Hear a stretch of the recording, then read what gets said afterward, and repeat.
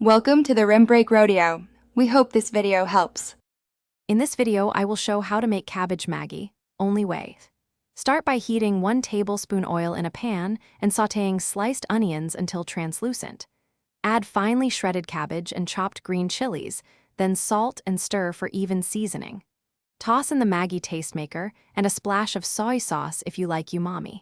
Keep vegetables crisp but tender so noodles finish. Bring the pan to medium heat and add a light pinch of toasted cumin or pepper for warmth. Pour 1 cup water, then add the Maggi noodles and break them in half if desired. Stir slowly and cover for just long enough to let the noodles absorb most liquid while retaining bite. Uncover, fold in the cabbage mixture, and finish on low heat so flavors meld without turning soggy.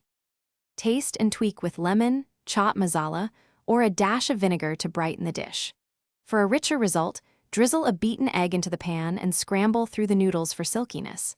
Toss in frozen peas or diced carrots earlier while cabbage cooks to add color and nutrition. Garnish with chopped coriander and a final grind of black pepper to elevate the simple flavors into a comforting plate. Thanks for watching. Consider subscribing if we helped you.